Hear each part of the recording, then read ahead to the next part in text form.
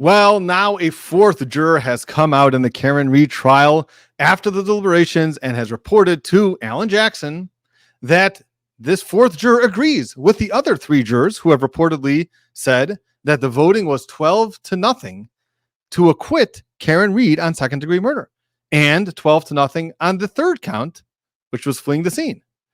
And the only count that they were deadlocked on was count number 2. So now we have a fourth juror and another affidavit. And again, this affidavit is actually signed by Alan Jackson. And that's something interesting in this case so far, at least with respect to this motion, that there are no affidavits that were actually signed or submitted by any of the jurors themselves. And we'll see whether that has any role in this motion being granted or not. We're going to talk about that at the end after we get through the affidavit.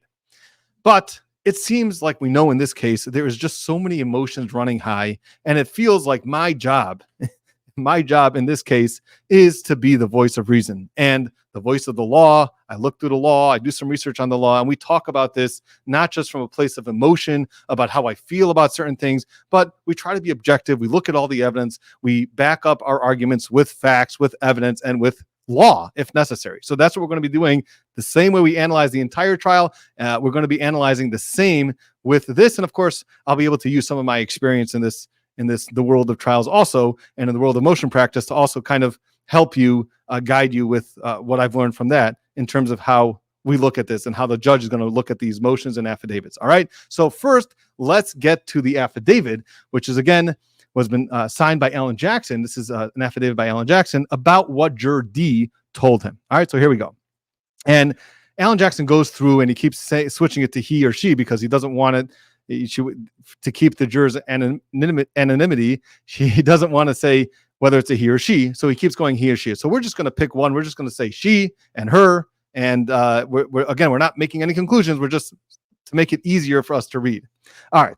On Monday, July 8th, 2024, I was contacted by Juror D. True name and identity withheld to maintain anonymity. Based on my conversation with Juror D and that juror's description of who she is, where she was seated, and certain identifying information, including name and occupation, disclosed during the voir dire process, I was able to positively identify Juror D as a sitting juror in the trial of this matter, including Juror D's seat position. So Alan Jackson right away has to say, look, this is not from some guy or some woman off the street who's just coming over to me and say, oh yeah, I was on the jury. I actually recognize this person. I'm putting it under oath that I recognize that this individual was an actual seated juror. All right. Juror D told me that she decided to reach out to me because she was uncomfortable with how the trial ended.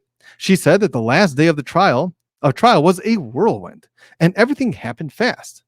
She recounted that her perspective was that the jury was brought into the courtroom, the note was read, the mistrial was declared, and the jury was then rushed out of the courtroom.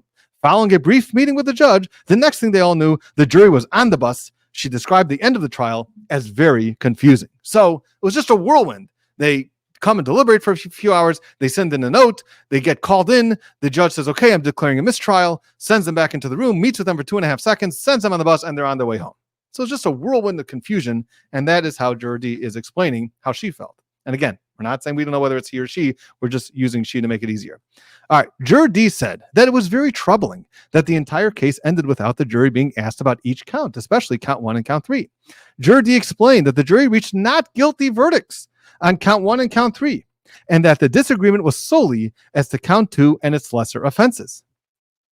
Juror D said that the jury actually discussed telling the judge that they had agreed unanimously on not guilty verdicts for counts 1 and count 3. So we actually thought about telling the judge, by the way, judge, we actually all agree on count 1 and count 3, but they were not sure if they were allowed to say so. We weren't sure if we're allowed to even say that. So right away, the lawyer in me says, well, then what should you ask? You should ask the judge, Judge, are we allowed to tell you whether we reached not guilty unanimous verdicts on other counts or one specific count or 2 counts? Are we allowed to tell you that? And then the judge will read the note and answer the question. If you're not sure about anything, ask the judge. And that's why also I talked about in some of my other videos, which is why it's important as an attorney, when you're talking to the jury, you tell them if you have any questions at all about any of the directions, you got to ask the judge. Don't assume, don't make conclusions, don't think you know. If you don't know, if it's not in the instructions, if you weren't told by the judge, then just simply send out a note and ask the judge, even if you're allowed to ask that question. Don't make assumptions. So again, the argument back from the state, from the Commonwealth in this case, is going to be, well, then they should have sent a note saying, are we allowed even to ask you this following question? All right, but let's continue. This is what the juror D is reportedly telling Alan Jackson. The jury believed that they were compelled to come to a resolution on all counts before they could or should report verdicts on any of the counts.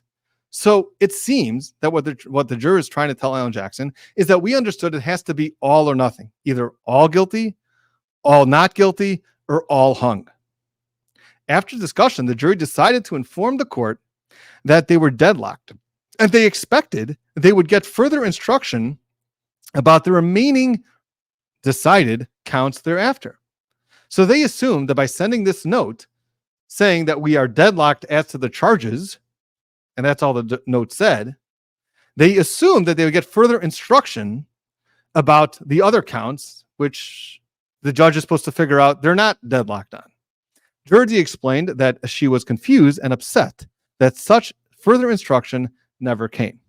Juror D explained that after the jury was excused and aboard the bus, many of the jurors appeared uncomfortable with how things ended, wondering, is anyone going to know that we acquitted Karen Reed on count 1 and count 3? No one ever asked about those counts.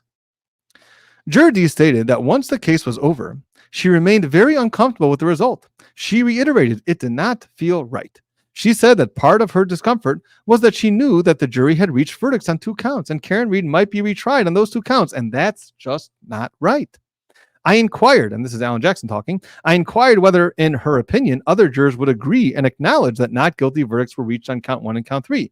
Juror D, without hesitation, said in substance, every one of us will agree and acknowledge that we found Karen Reed not guilty of counts 1 and 3 because that's what happened.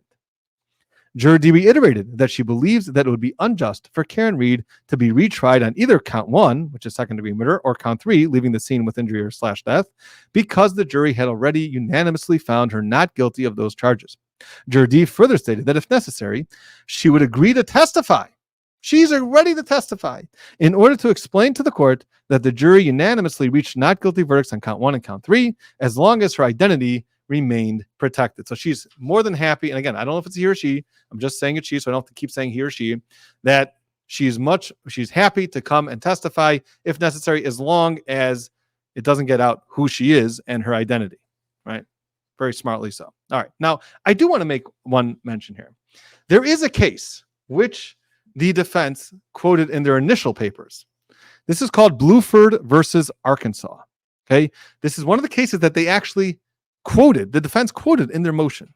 Now, in Bluford versus Arkansas, there was a specific instruction that told the jury you are either to completely find all guilty on all the counts or not guilty on all the counts. Or hung on all the counts. There is no parsing out counts. And that was a specific jury instruction. That was not the case in this case, right? So why would the jury feel or think that it's either all or nothing? And if you're not sure, what should you do? You should send out a note saying, are we allowed to even tell you this? Are we allowed to even tell you that we have unanimous votes on one of the counts? Okay, so that's just some of the issues or questions you can have with respect to that affidavit. Now, the question is, does any of this really make a difference? Now, we have an affidavit by Alan Jackson. We have 2 affidavits by Alan Jackson with a number of different jurors. Well, actually, all right, so Alan Jackson had 2 jurors that reached out directly to him, and Yannetti has like these 3 different levels, an informant with an intermediary who eventually gets the word to Yannetti, and Yannetti filed an affidavit as well. Okay, so we analyze this under the law. Okay, so essentially the motion, and this part of the motion specifically, as I already broke this down in an earlier video, specifically on this topic, where I explained the 2 different arguments in their motion. So this really goes more with the idea that since there's already been an acquittal, the jury has all agreed 12-0, that first-degree murder, the first count of second-degree murder and the third count, she was acquitted on. Karen Reed was acquitted, and therefore double jeopardy attaches, because all the jury will be happy to come back into court right now, testify and say, we all voted 12-0 on count 1 and count 3. And if they all do that, will that mean that double jeopardy attaches? Does that mean that or not? So what do you have to do if you're a lawyer? Okay. If you're just regular people reporting and having emotions involved in that, then you'll just say, oh, it's not fair. It's not right. This is injustice. Okay. But you have to look at the law. What does the law say about this? And what does specifically Massachusetts law say about this? When can you go and speak to a juror after they're done with jury deliberations? And by the way, this is actually not such a simple topic in Massachusetts law itself. Certain rules of professional responsibility govern about what type of communications a lawyer is allowed to have with a juror after the jury is done deliberating, after they're discharged. There used to be an order that no lawyer was not allowed to go and speak to jurors at all unless they have consent of the court. That's what used to be. Now things have changed since then, but even now there's communications that are governed by the rules of professional responsibility. Okay, in Massachusetts law, exactly what areas are you allowed to talk to a juror about when they were deliberating? Okay, so let's just jump past that because there is some cases, and if you want to look up, research this is interesting. You can take a look at some of these cases, but some of these cases talk about that if a juror approaches an attorney, then it's different than if the attorney is the one that approaches the juror. Okay, but this is really going to be on the point because in these cases, all the jurors are approaching the attorneys. Still, I would tell the attorneys that exactly what you're allowed to talk about with these jurors is governed by the rules of professional responsibility. And of course, I'm sure they know that. And I'm not, of course, here to cast any doubt that they're not completely acting 100% ethically. And I'm assuming 100% that they are. There's no reason why I have any reason to believe that they're not. Okay, I'm just letting that know for the purpose of everybody out there who's watching. But there is law about when you're allowed to talk to a jury and when are you allowed to now bring the jurors back into court to start having evidentiary hearings. Okay. Now, one thing that seems very clear from the case law, and this is really, if you look in the motion, if you want to do a little bit of acting like a lawyer, so you look in their motion is in public. You can go find their motion. And they quote a case that when are you allowed to talk to a jury after and to change the verdict? Essentially, that's what you're really doing because the verdict came back when a mistrial was declared. They didn't fill out not guilty on the form, right? So when are you allowed to start bringing jurors back? So they quote a case, Commonwealth versus McCallop. Okay, 485 Mass 790 2020. Okay, you can take a look at that case. This is a case that the defense quotes in their papers and their motion.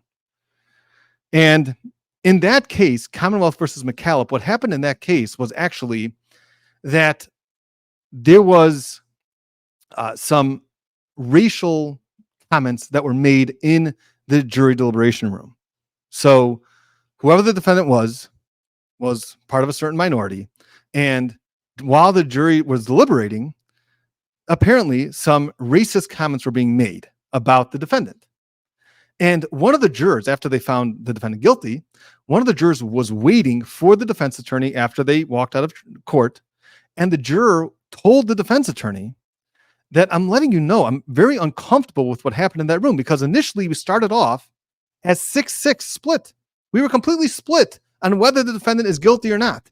And because of certain racially charged comments that were made by some of the deliberating jurors, that's what this juror believed changed some of their opinions and eventually led them to a unanimous guilty verdict. And the juror felt very uncomfortable about this. So the juror told the attorney about the racial bias and the racial comments that were made in the jury deliberations room, which this juror felt completely changed the voting and changed people's minds. And that was the issue that came up in that court, whether they can now call these jurors back and talk about it, okay, and see whether this actually happened or not.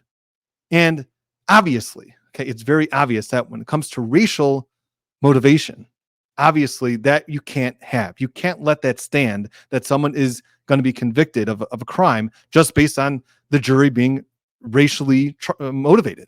It's just not, that's not justice at all. So it's very clear from that opinion for racial or ethnic bias, that is not fair. We have to call the jurors back. even after their verdict was already rendered. And that's what happened in that case. So they're arguing, okay, well then somehow you see that the same way that they called the juries back in that case. So therefore we should also apply that to this case. But there's a few caveats. One of them is the fact that this doesn't take a lot of research.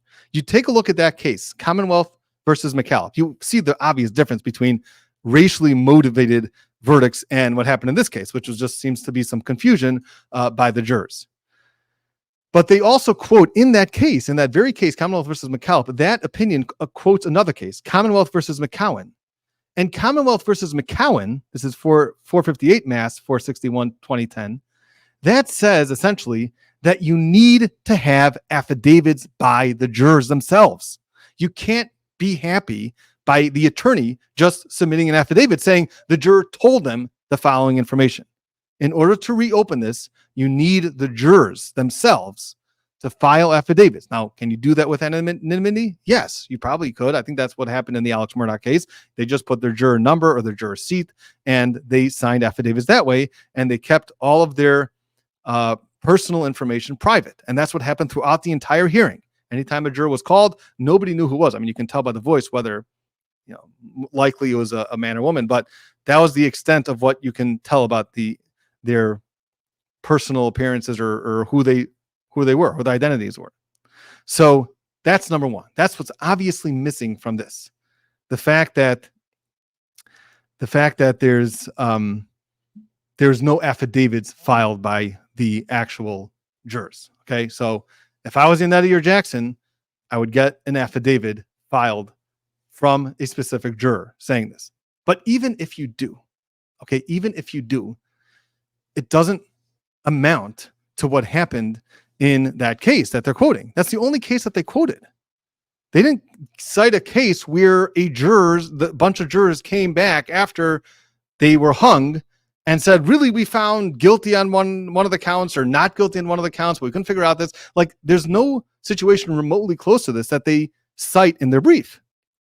It seems that the only case that they cited was Commonwealth versus McAuliffe, which was completely racially motivated. And this obviously was not racially motivated. So to be able to call back the jurors, because now they were a little confused and they're just saying what they should have, certain actions they should have taken. It's not, as a lawyer, it's not a strong argument. That's just not a strong argument. And to think that the judge is going to order all the jurors back because they were confused and because they forgot to send out a letter if they're allowed to do something. Okay, there's jury instructions. You're supposed to look through the instructions. If you look through the instructions and you didn't find the answer to your question, you send out a note. And if you're not sure about whether you're allowed to, so send out a note asking whether you're allowed to, exactly what I said before.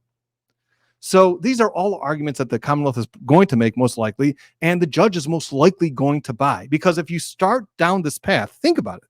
If you start down this path, first of all, how do we know? How do we really know that all those jurors, after they've already left the deliberations rooms and they now tuned into brother counsel and they realize all of the reasons that maybe initially they're voting guilty, but now they felt, oh, I didn't realize that the facts and the evidence in this case actually there's still reasonable doubt here, or some of the other channels out there, and they follow this stuff and they say, oh, shoot, we did the wrong thing.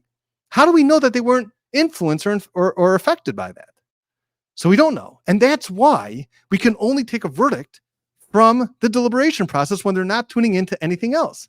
And even if they're going to say, well, we didn't tune into anything else, doesn't matter. Once you're discharged from the deliberation process is over. And we can't now start taking back verdicts, or else there's going to be no end. Let's say some other verdicts, some other jury is going to say, oh, 10 years ago, we realized that we can have a redo now. And yeah, actually, we all agreed that it was not guilty. And this person who just got thrown away for life for prison, well, we all kind of agreed now that really we said that it was not guilty. So there's a reason why we do the process the way that it is. There's a reason why we only take verdicts after the deliberation process. And after that, there's certain specific rules that govern deliberation. So I'm sorry, but as much as this, they can be saying the truth 100%. They could be saying the truth, and I'm not saying they're not. But we can't now start a precedent with respect to taking back verdicts now because some of the jurors were confused by the instructions. I guarantee you that in many, many, many cases, the jurors are confused with the instructions, which is why in my trials, I always tell the jury as much as I can, if you have any sort of questions or confusion about anything at all, send out a note. Let us help you. Let the judge help you. Okay. So, but we're just, that alone is not going to be the winning argument. So I've said this before in my other video, to argue that all these jurors are saying now it was 12-0, that is not your winning argument. Okay. If that was all these moving papers were based on, if you're a betting person, I would tell you, you're going to be gold betting on the fact that this motion is going to get denied. And now some people say, well, it's going to get denied anyway because they feel the judge is biased. Okay, whatever. But as a lawyer, I don't think that that part is the most convincing and meritorious part of their motion. Now, they do have another part of their motion, which I feel is much more meritorious, which I spoke about in the last video. If you haven't seen that, go check that out. And I'm just going to quickly summarize again what I said, that the fact is that because the judge did not give opportunity for argument and did not read the note to the lawyers beforehand and ask the lawyers what they want to do, and there was no request by the defense and there was no consent by the defense for this mistrial, and she ordered the mistrial without giving the opportunity for the attorneys to be heard, a full opportunity for them to be heard, and for the discussion of whether there's any alternative measures other than declaring a mistrial. So that's why, if you go ahead and take a look at that last video, that's why that part of the motion is actually much more meritorious. So I'm not going to rehash and go over everything I did. If you haven't seen that video, go check that out. It was the last video that I posted on the Karen Reed situation with the jurors coming out afterwards. So again, this part of all the jurors coming out afterwards saying, oh, well, it was really not guilty. It was really not guilty. It was really not guilty. I'm sorry. I'm just sorry. And it's just too bad. It's unfortunate. It's too bad. You know, as much as I feel that Karen Reed should not have been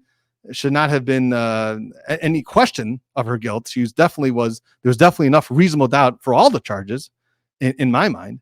And that's how I feel. But this is not the way that you're going to get it. It's just not the way, as a lawyer looking at this, that you're going to get it. So again, this way, not the other part of the motion, there's more of a chance, at least under the law, that the mistrial will be considered, that double jeopardy will attach. Anyway, so that is it. That's my thoughts on the fourth juror affidavit. We'll see more. Who knows? Maybe more affidavits will come out. Fifth jurors, sixth jurors, seventh jurors, and who knows? Maybe we'll see some more, and eventually we'll see what the judge wants to do with this case.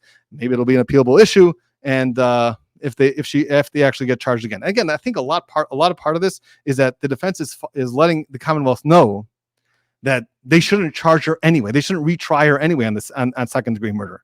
That was overcharging in the first place. So that's also kind of a message to the Commonwealth that they're sending, you shouldn't try her again, essentially, because we really had 12-0. But we'll see what ends up happening. That'll be it for today. Please, if you haven't, subscribe, like, and we will see you, like always, next time.